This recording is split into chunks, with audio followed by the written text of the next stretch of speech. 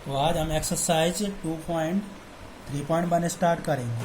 कौन सी exercise start करेंगे? 3.1। कल हमने आयु से संबंधित थ्योरी पढ़ी थी, समझा था। देखिए अब अपन आए इसके पहले क्वेश्चन पर आए।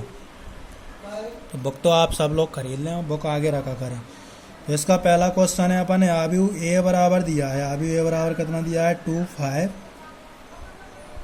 19 - 7 35 - 2 5/2 12 √3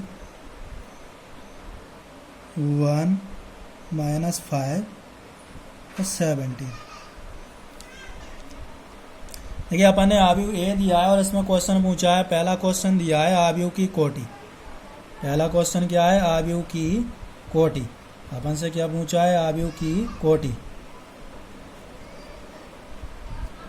देखिए अपन ने आयु दिया है ए बराबर 2 5 19 - 7 35 - 2 5/2 12 √3 1 - 5 17। इसमें अपन से पूछा है आयु की कोटि। तो मैंने बताया था आयु की कोटि अपन कैसे ज्ञात करते हैं। तो आयु की कोटि यदि किसी आयु में m पंक्तियों की संख्या तथा n स्तंभों की संख्या हो तो m × n क्या कहलाता है? आयु की कोटि कहलाती है। तो इसमें अपन देखें पंक्तियों की संख्या गिनेंगे पहले। तो पंक्ति यानी क्षैतिज लाइन। तो क्षैतिज लाइन कितनी है इसमें? 1 1 2 1 3। तो क्षैतिज लाइन कितनी है? 3। ये 3 लिख दिया N2। अब स्तंभों की संख्या देखें। स्तंभों की संख्या यानी ऊर्ध्वाधर लाइन। तो ऊर्ध्वाधर लाइन कितनी है? 1 2 3 और 4। ये 4। इस आयु की कोटि कितनी हो जाएगी? 3/4। इस आयु की कोटि कितनी हो जाएगी? 3/4। इसके बाद दूसरे क्वेश्चन पर आए। अवयवों की संख्या।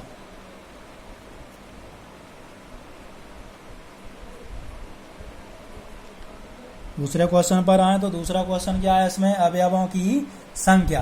देखो अवयवों की संख्या मैंने बताया था, अगर किसी अवयव में पंक्तियों की संख्या इसमें 3 है और स्तंभों की संख्या कितनी है? 4। तो 3 चौक 12। इसमें अवयवों की संख्या कितनी होगी? 12।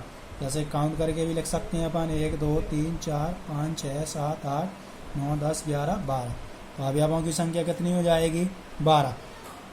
इसके बाद तीसरे क्वेश्चन पर आए तो इसमें अब हमने अवयवों के मान पूछे हैं। कौन कौन से अवयवों के मान पूछे हैं? इसमें पूछा है सबसे पहले A13। A13। तो देखो ये पहली संख्या होती है वो पंक्ति को प्रदर्शित करती है और जो सेकंड नंबर पर होगा वो स्तंभ को प्रदर्शित करेगा। जो पहली संख्या है किसको प्रदर्शित करेगा? पंक्ति को। ये पंक्ति को प्रदर्शित करेगा। ये दूसरी संख्या है किसको प्रदर्शित करता है? स्तंभ को। तो A13 यानी पहली पंक्ति तीसरा स्तंभ। तो अपन जहाँ पहली पंक्ति में जाएंगे तो ये पहली पंक्ति है और तीसरे स्तंभ में जाएंगे। देखो ये पहली पंक्ति और ये पहला दूसरा तीसरा। तो ये है A13। A13 की वैल्यू कितनी होगी? 19।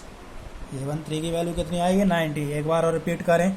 A13 का अर्थ है पहली पंक्ति तीसरा स्तंभ। तो पहली पंक्ति में जाएं और तीसरे स्तंभ पर, तो ये आएगा 19। इसके बाद दूसरा है A21। A21 का अर्थ है दूसरी पंक्ति पहला स्तंभ। A21 का अर्थ क्या है? दूसरी पंक्ति पहला स्तंभ। तो देखिए दूसरी पंक्ति पहले स्तंभ पर आए। ये दूसरी पंक्ति है, ये रहा दूसरी पंक्ति और पहला स्तंभ, ये पहला स्तंभ। देखो ये दूसरी पंक्ति और पहले स्तंभ, ये लाइन पर कौन सा अवयव आएगा? 35। ये 35। A21 की वैल्यू कितनी आएगी? 35। एक बार और समझें। A21 का अर्थ है दूसरी पंक्ति पहला स्तंभ। ये दूसरी पंक्ति में जाएंगे और पहले स्तंभ पर आएंगे तो ये क्रॉस लाइन पर आएगा, वो क्या हो जाएगा? इसकी वैल्यू हो जाएगी। इसके बाद अपन आए अगले पर। तो अगला किसका मान पूछा है? अगला पूछा है A33। A33। तो A33 यानी तीसरी पंक्ति तीसरा स्तंभ। तो अपन तीसरी पंक्ति में जाएंगे। ये तीसरी पंक्ति, ये तीसरा स्तंभ। तो कितना आएगा? -5। इसके बाद पूछा है A24। A24 का मान यानी दूसरी पंक्ति चौथा स्तंभ। दूसरी पंक्ति में जाएं और चौथे स्तंभ पर जाएं तो कितना आएगा? 12। इसका मान कितना आएगा? 12। इसके बाद पूछा है A23। A23 यानी दूसरी पंक्ति तीसरा स्तंभ। तो ये दूसरी पंक्ति और ये तीसरा स्तंभ, तो कितना आएगा 5/2। आया समझ में। इसके बाद अपन आए सेकंड क्वेश्चन पर। देखिए सेकंड क्वेश्चन पर आए तो सेकंड क्वेश्चन क्या है इसका। सेकंड क्वेश्चन है यदि किसी आयु में 24 अवयव हो तो उसकी संभव कोटियां क्या होंगी। देखो आयु में अवयवों की संख्या कितनी दी है, आयु में अवयवों की संख्या दी है, अवयवों की संख्या है 24। अपन ने इसकी संभव कोटियां बताना है, तो संभव कोटियां कितनी होंगी। तो देखो संभव कोटियां, मान लीजिए अपन ने किसी आयु में अवयवों की संख्या दी हो और अपन ने क्या ज्ञात करना हो, उसकी संभव कोटियां। जैसे मैंने बताया था किसी आयु में अवयवों की संख्या क्या होती है, तो पंक्तियों की संख्या और स्तंभों की संख्या के गुणनफल के बराबर होती है। तो देखिए अपन इसकी संभव कोटियां ज्ञात करने के लिए ऐसी दो संख्याएं सोचेंगे जिनका गुणा करने पर 24 आए। एक तो 24 और 1 का गुणा करने पर कितना आएगा 24, और एक और 24 का गुणा करने पर 24 आएगा। इसके बाद 3 और 8 का गुणा करने पर 24 आएगा, तो 3 और 8 और 8 और 3। इसके बाद 12 और 2 का गुणा करने पर 24 आएगा, तो 12 और 2 और 2 और 12। इसके बाद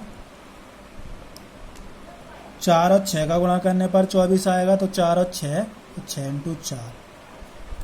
तो अपन ने एक क्वेश्चन दिया था एक आयु में अवयवों की संख्या कितनी है 24, तो उसकी संभव कोटियां बताना था। तो उसकी संभव कोटियां, इसके लिए अपन क्या करेंगे, ऐसी दो संख्याएं सोचेंगे जिनका गुणा करने पर कितना है 24।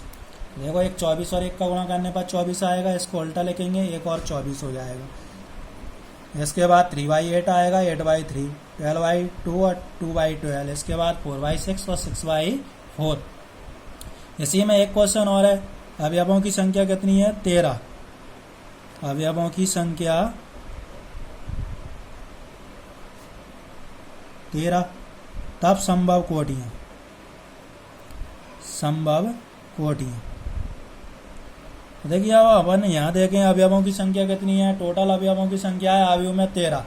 हाँ अपन ने इसकी संभव कोटियां बताना है, तो ऐसी दो संख्याएं सोचें जिनका गुणा करने पर 13 है, तो केवल एक ही योग बनेगा, 13 × 13, तो 13 × 1 और 1 × 13। तो इसकी संभव कोटियां कितनी होंगी 2। तो इसकी संभव कोटियां कितनी है 2, और इसकी संभव कोटियां कितनी है 1 2 3 4 5 6 7 और 8। तो इसकी संभव कोटियां कितनी हो जाएंगी 8। आया समझ में। इसके बाद अपन अगले क्वेश्चन पर आए।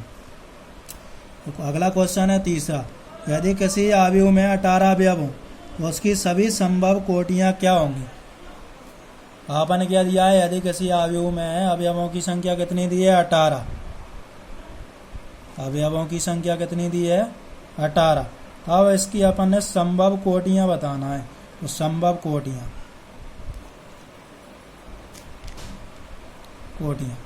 देखिए तब संभव कोटियां, आपने ऐसी संख्या सोचना है इनका गुणा करने पर कितना है 18। तो देखिए अपन ने पता है सबसे पहले 18 और 1 का गुणा करने पर 18 आएगा, ये 18 × 1 और 1 × 18, दो कोटियां ये हो गई। इसके बाद 9 और 2 का गुणा करने पर 18 आएगा, तो 9 और 2 और 2 और 9। इसके बाद 6 और 3 का गुणा करने पर 18 आएगा, तो जी 6 और 3, 3 और 6। अब इसके बाद ऐसी कोई संख्या नहीं है जिनका गुणा करने पर कितना है 18, तो इसकी सभी संभव कोटियां कितनी होंगी 18 × 1, 1/18, 9/4, 2 और 2/9, 6/3 और 3/6। अब इसी में एक क्वेश्चन और दिया है, अवयवों की संख्या कितनी दी है 5। अवयवों की संख्या कितनी दी है 5। आयु में कुल अवयवों की संख्या 5 है, तब संभव कोटियां पूछा है, संभव कोटियां। तो संभव कोटियां ज्ञात करने के लिए मैंने बताया था इसमें अवयवों की संख्या 5 है, तो अपन ऐसी दो संख्या सोचेंगे जिनका गुणा करने पर 5 आए। तो केवल एक ही योग बनेगा 5 और 1। 5 और 1 का गुणा करने पर कितना आएगा 5, तो 5 और 1 और 1 और 5। तो इसकी संभव कोटियां कितनी होंगी केवल 2 होंगी।